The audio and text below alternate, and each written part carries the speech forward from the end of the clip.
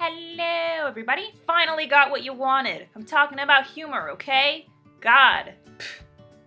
So here's the deal. A lot of you have requested that I make a vlog about writing humor because I've been known to bring the giggles in my various stories. That said, I really didn't want to do this topic. Humor is just kind of a thing I grew up with. I come from a very sarcastic, goofy family. So for me, writing funny dialogue or situations is a very natural process. It's not something I stop and think about. But I finally decided to bite the bullet. You guys nagged me into submission, and I basically went through all of my personal writing, did a lot of analysis, and tried to find tips and trends based on how I personally write humor. Please keep in mind, there are so many different brands of humor. This is just what works for me. Let's get to it. Number 1, avoid the comic relief trap. Lots of aspiring writers will create a comic relief for their story. This character is usually a sibling or friend of the protagonist, and they spend the whole book following him around, reciting one-liners. They don't serve the plot or subplot, they don't have any depth, they're just there to dish out zingers. It's fine if you write a funny sister or a funny friend,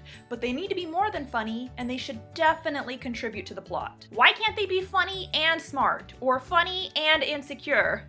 You know, like real humans. Because if every single line that comes out of the comic relief's mouth is a zinger, it's gonna stop being funny real fast. The jokes become predictable and the whole act gets stale. Additionally, why are you relying on one character to bring the lulls? In the real world, lots of people have good senses of humor. Literally all of my friends are funny. It makes more sense to have multiple characters who deliver their own brand of humor, especially if you're writing a large cast. Bottom line, if you want to have a funny guy or a funny girl in your book, have at it. But for God's sake, make sure they are a whole human being. Otherwise, the humor is gonna get old. Number 2, break up the tension. If your writing style is anything like mine, you've probably got lots of moments of very high tension. And tension is good. It builds suspense. But if your reader's been sitting on the edge of their seat for like 20 pages, it might be a good idea to ease the stress just a little bit. A tense moment is a great time to implement some humor. 1, because it's unexpected, and 2, because people tend to behave ridiculously under pressure. So if you've got an entire chapter that is pure suspense, maybe ask yourself, what could go wrong in this situation? Hilariously wrong. Say your characters are running from a pack of dogs. Is it possible that one of these dogs bites a character's pant leg and maybe yanks the pants down all the way to their ankles? That'd be funny. What if your characters are about to take a really important test? Maybe one of them's so nervous they're sweating profusely through their clothes, or they puke. That could be gross, that could be funny, that could be gross and funny.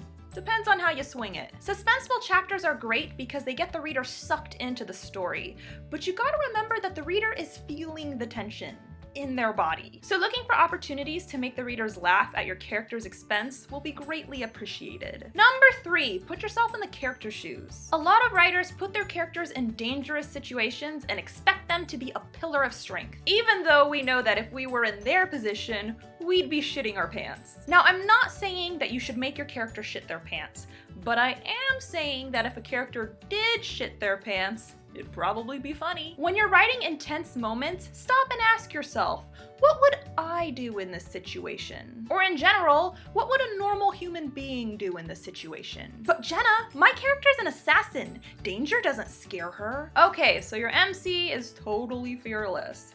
What about your other characters? Are there any innocent bystanders in the mix while your assassin is mowing down the baddies? Maybe one of those bystanders isn't so stoic. Maybe they're curled up in the fetal position, crying like a baby. Finding opportunities for real human reactions will not only be relatable to the reader, it'll also provide a chuckle or two. And this doesn't just go for action-packed scenes. I've read manuscripts where the love interest is a confident Casanova at 16 years old. I was 16 once, and a lot of heterosexual teenage guys are very insecure around ladyfolk, and that shit is fucking hilarious. Stumbling over words, foot and mouth syndrome, awkward boners, it's a gold mine. So before you go to write the scene, honestly ask yourself what you might do in the character's position. Half the time, the answer is something pretty silly. Number 4, choose your words wisely. Quite often, the difference between a serious scene and a funny scene are the words you choose. From my experience, words that are straightforward and blunt tend to be the best bet if you want to make a scene funny.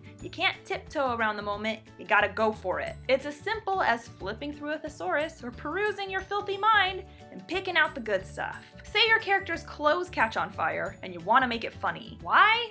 I don't know, you're the freak that wrote it. If you say the character is screaming and thrashing on the floor trying to extinguish the flames, that's not funny, that's legitimately terrifying. But what if instead of thrashing, they were flailing like a madman or flopping around like a fish? Flopping and flailing are significantly more lighthearted than thrashing. Now say you're going for a subtler brand of humor, like penis humor. Very classy. Your character's about to do the deed, but he's so nervous, he just can't seem to get it up. You could say that he stood there in the nude, his manhood not yet erect. That sounds weird. Or you could say that he stood there with his soft dick hanging out. And you don't have to call it a soft dick if you don't want to. You could call it a sad sausage or a limp noodle.